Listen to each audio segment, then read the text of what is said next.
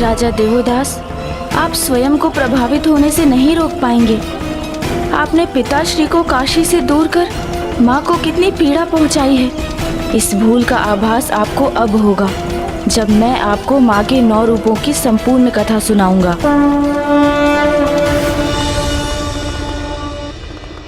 सत्य है, गणेश ने उचित युक्ति का प्रयोग कर अपना और कुमार कार्तिकेय का राजा दिवोदास के भवन में प्रवेश सुनिश्चित कर लिया है। हाँ नारायण, गणेश तो स्वयं परम ब्रह्म है। उन्हें ज्ञात है कि देवी सरला ही नागराज वासुकी की पुत्री ही है।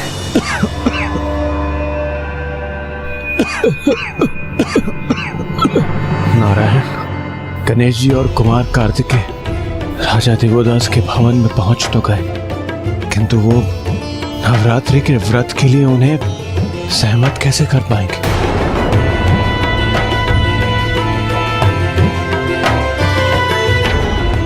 उन्हें जो कुछ भी करना होगा शीघ्र करना होगा, क्योंकि अब एक एक पल भयंकर संकट प्रस्तुत कर सकता है। वेद में ही ज्ञान का संचय है, और जब संसार से ज्ञान ही लुप्त हो जाए तो अज्ञानता का प्रसार होता है, और ऐसी अवस्था में पृथ्वीवासी 6 पाप लोभ, मोह, माया, काम, क्रोध और अहंकार के वश में आ जाते हैं।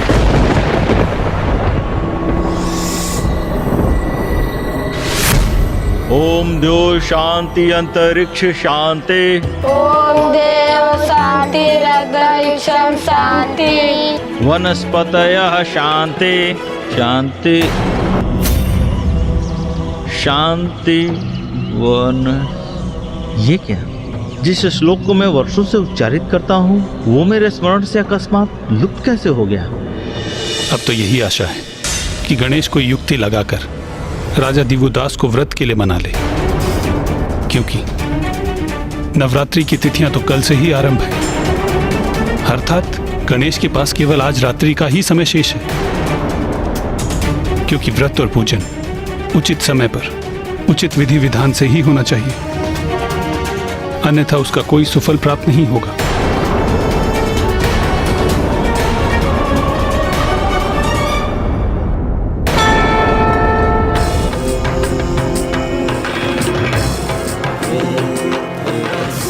जिनका व्यक्तित्व ऐसी अद्भुत दिव्यता से परिपूर्ण हो, ऐसे ब्राह्मण बालकों के दर्शन करने का सौभाग्य तो मुझे पूर्व में कभी प्राप्त नहीं हुआ।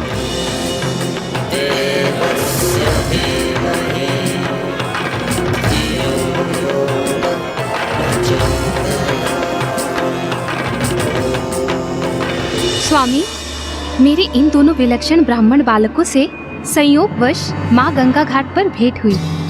दोनों अत्यंत ही विद्वान हैं और आज ही यात्रा करते करते काशी में प्रवेश किया है इन्होंने। विप्रगण, हमें अपना परिचय देने की कृपा करें। प्रणाम महाराज दिवोदास, मेरा नाम गुणेश है। और मैं इनका अग्रज कृतेश हूँ। आपका हमारी काशी नगरी में और मेरे राजभवन में स्वागत है।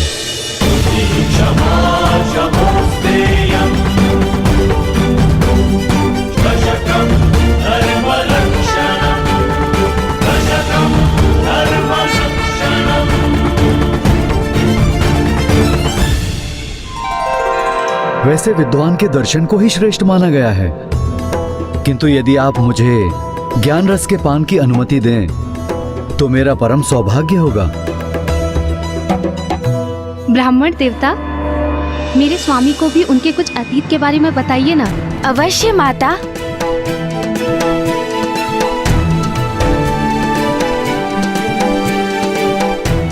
क्षमा कीजिएगा, जो घटना घटित हो चुकी है उसकी चर्चा तो अनेक ज्योतिषी कर लेते हैं, उसका उल्लेख करने से क्या लाभ? यदि कुछ बता सकते हैं तो भविष्य के विषय में बताइए कि मेरे भविष्य में क्या घटित होगा।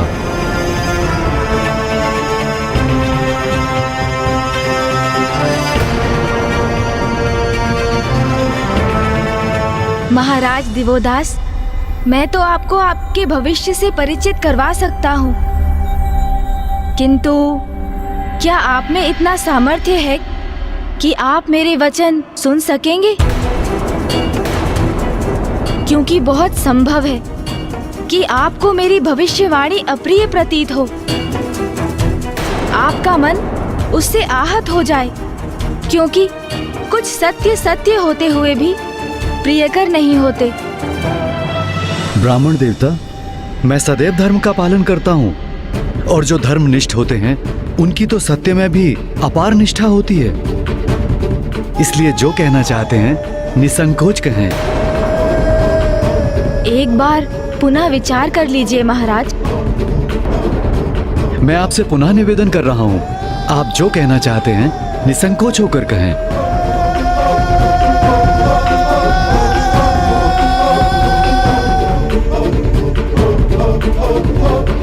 तो सुनिए महाराज, सत्य तो ये है कि संसार में जिसका भी आगमन होता है उसे विदा भी लेनी होती है। यही सृष्टि का नियम है। हमें बचपन में जिससे लगाव होता है, जिन्हें हम अपने संबंधी मानते हैं, वो भी एक दिवस पराये हो जाते हैं। आप क्या कहने का प्रयास कर रहे हैं ब्राह्मण देवता?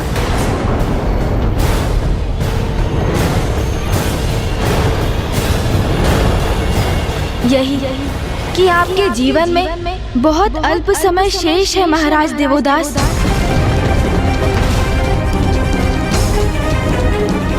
मात्र 10 दिवस की अवधि के पश्चात काल आपकी आत्मा को आपकी देह से विलग कर अपने साथ ले जाएगा।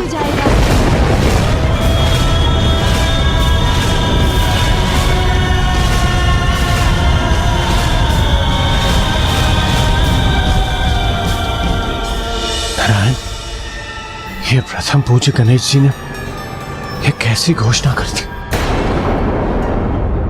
राजा देवदास तो धर्मनिष्ठ हैं, परोपकारी हैं, नेक हैं, तो उनको समझाने के स्थान पर उनकी मृत्यु की घोषणा। प्रथम पूज्य गणेश जी कुछ भी अनुचित नहीं कर सकते, किंतु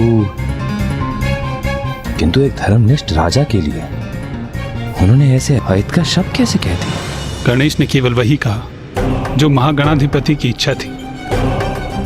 उन्हीं की इच्छा शब्द बनकर गणेश के मुख से प्रकट हुई है। श्री महागणाधिपति की इच्छा तो अटल विधान है, जिसे कोई टाल नहीं सकता। इसका अर्थ है ब्रह्मदेव गणेश जी के शब्द सत्य होकर ही रहेंगे। किंतु ऐसा क्यों? अग्निदेव, गणेश कभी किसी का अहित या मृत्यु की कामना नहीं कर सकता। वो तो भगवान के भक्तों, निर्दोष और धर्मनिष्ठ लोगों की सहायता के लिए सदैव तत्पर रहता है। राजा दिवोदास को लेकर गणेश की घोषणा के पीछे अवश्य उसी की कोई लीला छुपी होगी, जिस लीला का रहस्य तो तभी उजागर होगा जब वो हम सभी के समक्ष प्रकट होकर अपना परिचय देगी।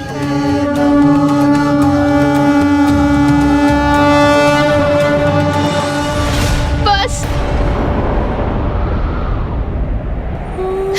बस, कैसे ब्राह्मण देवता हैं आप? आपके मुख से ऐसे अशुभ शब्द कैसे प्रवाहित हो सकते हैं? मैंने आपको अतिथि रूप में स्वीकार कर अपने निवास में आमंत्रित किया। मेरे स्वामी और मैंने आपका आदर और सत्कार किया, और आप मेरे ही सुहाग के उजड़ने की भविष्यवाणी कर रहे हैं।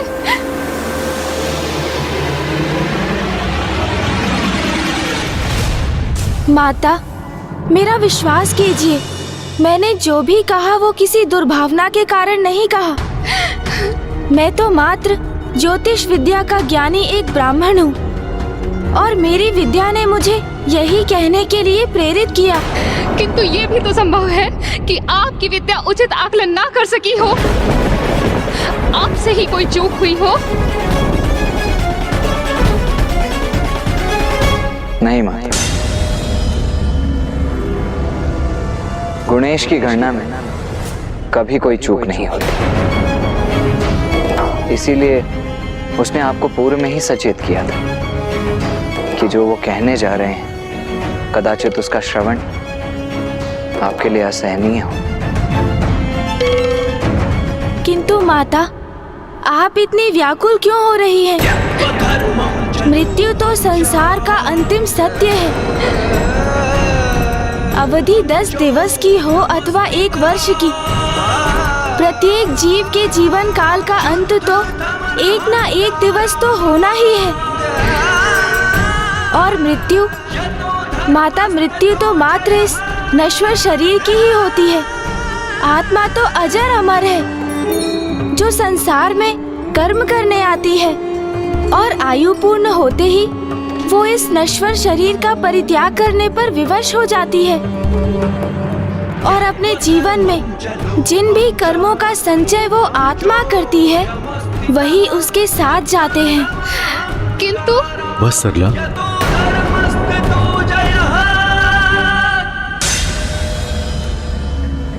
ब्राह्मण देव, मैं आपकी भविष्यवाणी सादर नकारता हूं।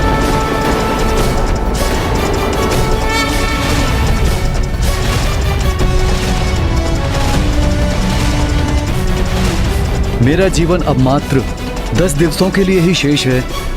मुझे आपकी ये भविष्यवाणी स्वीकार नहीं, और मैं अपने कथन को प्रमाणित करने हेतु आप दोनों को 10 दिवस के लिए अपने राजभवन में मेरा आतिथ्य स्वीकार करने का निमंत्रण देता हूं।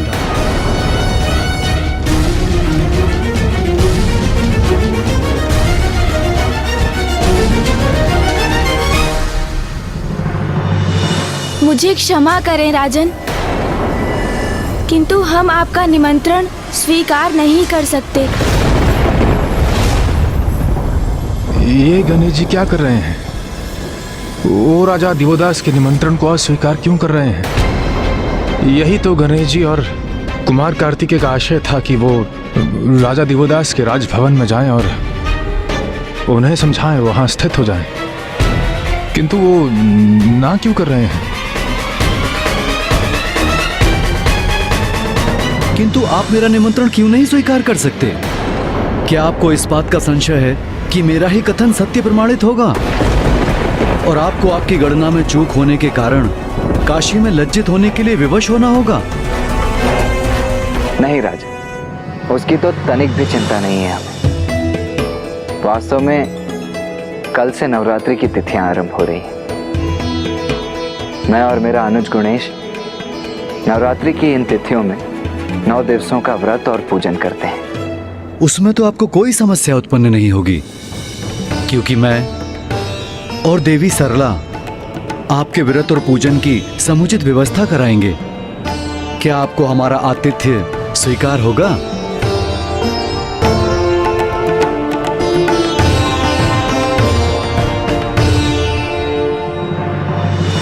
नहीं राजन, हमें तब भी आपका निमंत्रण अस्वीकार ही करना होगा। हम यहाँ पर व्रत और पूजन नहीं कर सकते। किंतु क्यों नहीं ब्राह्मण देवता? आप यहाँ पूजन क्यों नहीं करेंगे?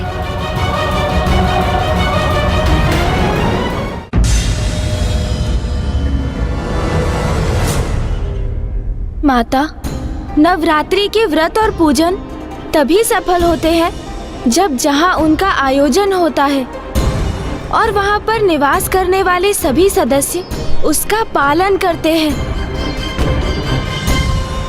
मैं और भैया यहाँ तभी रह सकते हैं जब आप और माता भी इस व्रत और पूजन में सम्मिलित हों।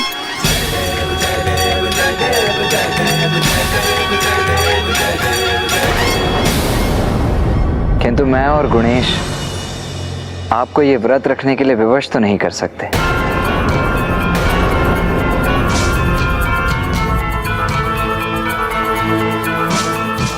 इसीलिए इस अवधि में हम यहाँ नहीं रुक सकते। आप हमें आज्ञा दीजिए। रुकिए ब्राह्मण देवता,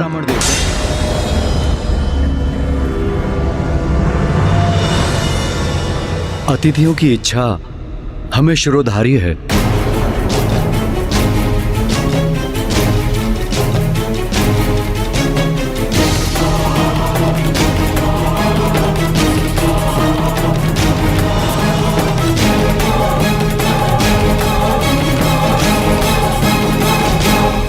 इसलिए मैं और मेरी पत्नी सरला भी आपके साथ नवरात्रि व्रत और पूजन पूर्ण विधि विधान से करेंगे। ये तो अति उत्तम होगा। इस प्रकार तो ये 9 दिवस बड़ी सहजता से व्यतीत होंगे। और इसके उपरांत आपके भविष्यवाणी की भी परख हो जाएगी। तो उचित है महाराज। कल से व्रत और पूजन के साथ हम आपको माँ के 9 रूपों की कथा भी सुनाएंगे। किंतु ब्राह्मण देवता, हमें व्रत रखने के लिए 9 रूपों की कथा सुनने की क्या आवश्यकता है? क्योंकि जैसे जैसे आप प्रत्येक कथा सुनेंगे तो आपको स्वयं अपने प्रश्नों के उत्तर प्राप्त हो जाएंगे और आपको ये भी ज्ञात हो जाएगा कि क्यों शेष है 10 दिवस आपका जीवन। क्या आप अपने जीवन के इस सत्य को स्वीकार कर सकेंगे? उचित है ब्राह्मण देवता। हमें आपकी भविष्यवाणी पर विश्वास हो अथवा नहीं, हम आपकी दिव्यता का मान अवश्य रखेंगे और आपकी आज्ञा अनुसार हम इस पूजन की समस्त व्यवस्था करेंगे और आपके आदेशों का पालन करेंगे। माता, महाराज, देवी की स्थापना कल प्रातः होगी। अब हमारी आपसे भेंट कल भोर में ही होगी।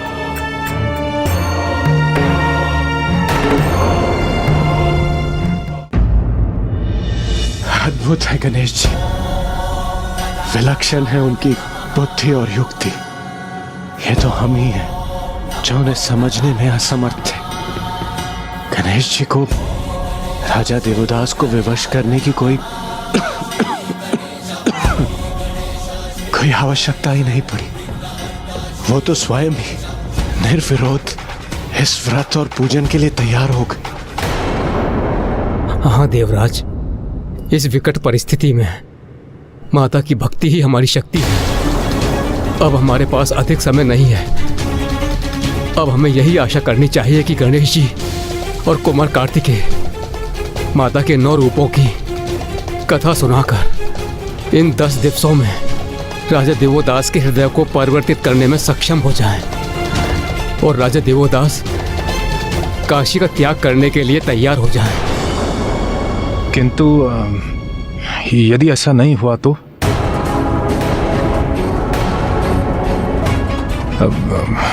यदि दुर्गमासुर और भी कोई नीचता कर गया तो?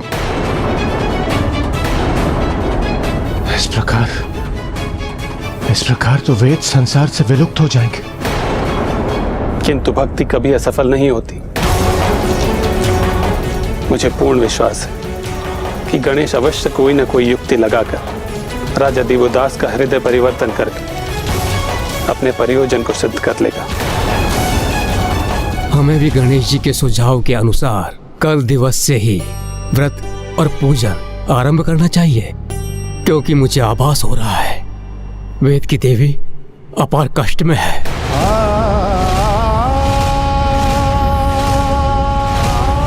हे माता, रक्षा करें। और उनकी पीड़ा में निरंतर वृद्धि हो रही है। तुम्हारी अज्ञानता ही तुम्हारे विनाश का कारण बनेगी दुर्गमासुर।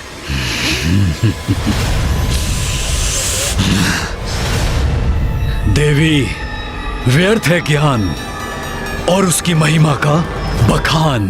वेद की देवी ज्ञान झुक गया मेरे बल के समक्ष, और देखो मैं ब्रह्मलोक में प्रवेश कर तुम्हारा हरण कर लाया, और अब मैं तुम्हें यही रखूंगा जहां तुम्हारा अस्तित्व ही नहीं रहेगा। धीरे धीरे धूमिल होकर विलुप्त हो जाओगी तुम, और वेद नष्ट हो जाएंगे। वेद नष्ट हो जाएंगे। मूर्ख असुर, यदि वेद नहीं रहे तो संसार से ज्ञान विलुप्त हो जाएगा। ज्ञान ही तो मिटाना है मुझे, जहां ज्ञान का प्रभाव हो। ऐसा संसार चाहिए मुझे, क्योंकि अज्ञानी जीवों पर शासन करना अत्यंत सरल होता है। इतना भी नहीं जानती, ज्ञान के भंडार की देवी, वेद की देवी।